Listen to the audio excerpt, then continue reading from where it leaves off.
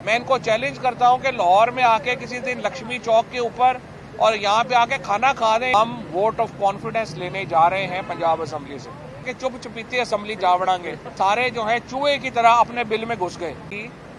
पहले तो मेरी गुजारिश दोनों हजरात से ये है कि आप इकोनॉमी पे बात ना किया करें। ये तो ऐसे ही है जैसे नरेंद्र मोदी जो है वो लिबरलिज्म के ऊपर लेक्चर दे या टॉलरेंस के ऊपर लेक्चर दे। आप इकोनॉमी का पता ही नहीं आपको कुछ और आपने उसके ऊपर कह रहे हैं कि मईशत फलां तबाह हो गई या फलां तबाह हो गई। बड़ी सिंपल बात है, अगर आप मईशत जो थी वो जिस तरह से चल रही थी उस वक्त भी लोगों को पता है और ये जो 7-8 महीने में मईशत के साथ हुआ है ये भी लोगों को पता है। और ये लेक्चर ना दें हमें कि क्या कैसा चल रहा था या क्या हो रहा था। आपने आके 7-8 महीने में जो पाकिस्तान की मईशत के साथ खिलवाड़ किया, जिस तरीके से पाकिस्तान जो एक 6% के ऊपर तरक्की करने वाला मुल्क था उसको आपने बैंकरप्सी के दहाने पर लगा दिया। और ये बात एक सुनने के लिए करने के लिए हमारी तनकीद तो होगी।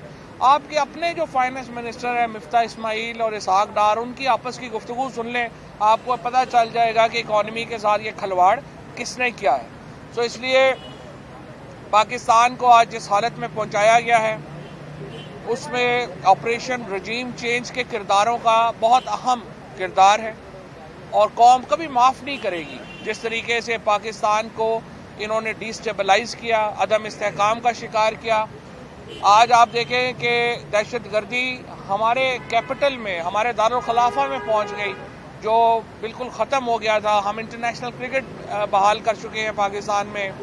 पीटीआई के दौर में पाकिस्तान में टेररिज्म के केसेस तकरीबन ना होने के बराबर रह गए थे और अनफॉर्चुनेटली अफगानिस्तान की सूरत हाल जिस तरीके से बिगड़ी और अब और बिगड़ रही है, उसमें जिस कदर ला ताल्लुकी पाकिस्तान की हुकूमत ने जाहिर की इस रजीम चेंज के बाद, उसकी वजह से पाकिस्तान एक कदम इस्तेहकाम का शिकार हुआ है।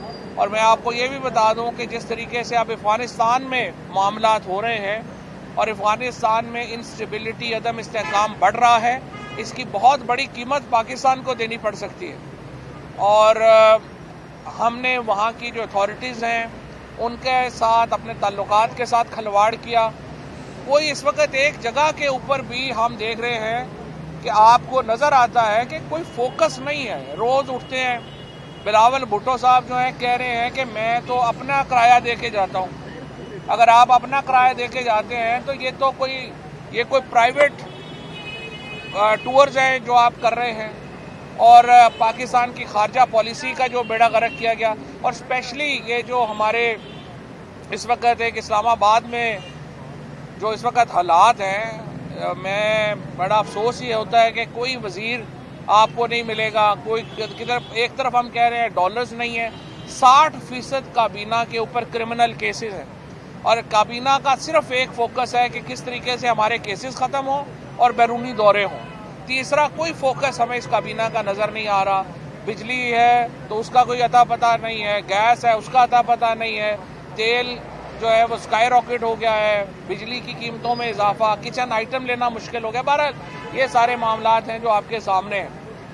आज हमने जो एक हमारा नुक्ता नज़र है, हमारा नुक्ता नज़र ये है कि पाकिस्तान में इस्तेहकाम नहीं आएगा जब तक इंतखाबात नहीं होंगे और इंतखाबात के लिए हम हर एफर्ट कर रहे हैं। इस एफर्ट में हमारे जो MNAs के रेजिग्नेशंस हैं 8 महीने से हमने दिए हुए हैं, अभी तक कबूल नहीं किए जा रहे।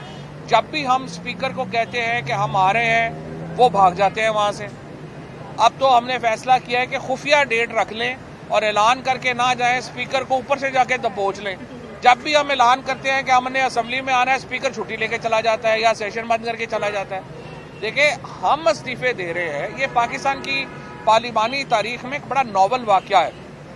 127 MNAs ने अपने लीडर इमरान खान के एक आवाज़ के ऊपर इस्तीफा दिया है। इससे पहले कभी इस तरह नहीं हुआ। मरियम नवाज ने, आपको याद होगा, 2 लोगों को इस्तीफे का कहा था, जिसमें से एक जो थे वो कैप्टन सफदर के बड़े भाई थे, वही भाग गए, फ़ोन बंद करके भाग गया। और जो सफदर जावेद अब्बासी था वो भी फ़ोन करके भाग गया। 2 बंदों ने इस्तीफे नहीं दिए मरियम नवाज के कहने पे। और दूसरी तरफ तहरीक इंसाफ के 127 MNAs ने इमरान खान के एक कॉल के ऊपर इस्तीफे दिए।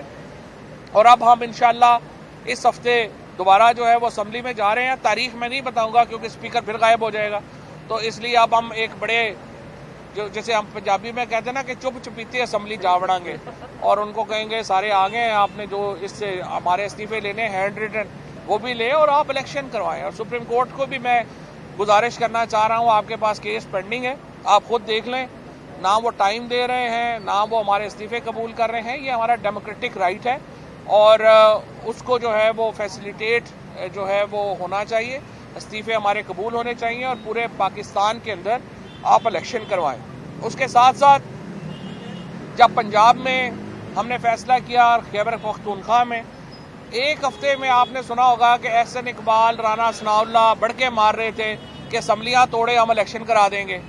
जो ही इमरान खान ने असम्बलियों की डेट दी, आपने देखा कि ये सारे जो है चूहे की तरह अपने बिल में घुस गए और इलेक्शन से इस तरह से ये भागे हैं जिस तरह काला चोर भागता है।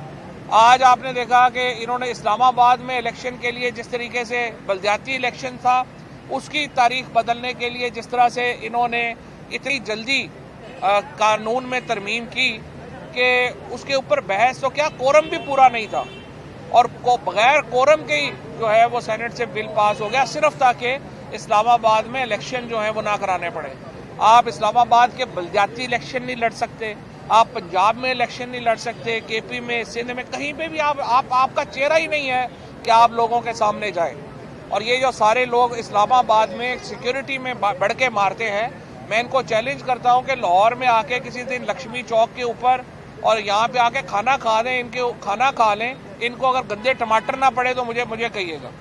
ये इनकी इस वक्त बहुत बुरा हाल है इनका, इसलिए ये इलेक्शनों से भाग रहे हैं। तीसरी बात, हम अपने जो अज़म है उसके ऊपर हम कायम हैं।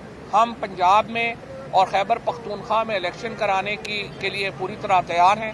आज इमरान खान साहब ने जो पंजाब की सीनियर लीडरशिप है उसका इजलास किया, उसमें मियां असलम साहब मेरे साथ खड़े हैं, सीनियर मिनिस्टर मुसर्रत मेरे साथ खड़ी हैं, तर्जमान है हुकूमत पंजाब की, और इसके साथ सब्तैन साहब, राजा बशारत और हमारे जो तमाम लोग हैं, सीनियर लोग हैं, वो शामिल हुए। और कंसल्टेशन में हमने फैसला ये किया है कि हम वोट ऑफ कॉन्फिडेंस लेने जा रहे हैं पंजाब असम्बली से।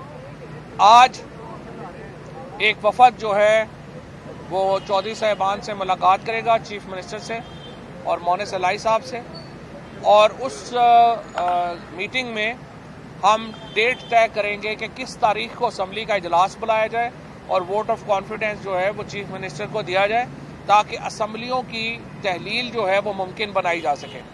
हमारे तमाम मेंबरान इस वक्त 177 मेंबर जो है पीटीआई का वो चौधरी परवेज़ इलाही को बैक कर रहा है, 10 मेंबर पीएमएलक्यू के अपने हैं। इस हिसाब से हमारे पास इस वक्त 187 मेंबरान जो है वो मौजूद हैं। स्पीकर को निकाल के, स्पीकर को शामिल करें तो 188 हो जाएंगे और इंशाल्लाह ये जो तमाम लोग हैं ये परवेज़ इलाही साहब को कॉन्फिडेंस वोट देंगे। और ये जो तारीख है इलेक्शनों की, ये आइंदा जो हाई कोर्ट का फैसला है उससे बहुत पहले होगा और हम इसमें ताख़ीर नहीं करना चाहते। हम फौरी तौर के ऊपर वोट ऑफ कॉन्फिडेंस के लिए जाना चाहते हैं और इंशाल्लाह वोट ऑफ कॉन्फिडेंस के बाद जिस तरह से चीफ मिनिस्टर साहब ने हमसे वादा किया है वो तैयार हैं असम्बली तोड़ने के लिए, असम्बली की तहलील के लिए जो है वो जाया जाएगा और नए इंतखाबात इंशाअल्लाह ताला इसके मुताबिक होंगे।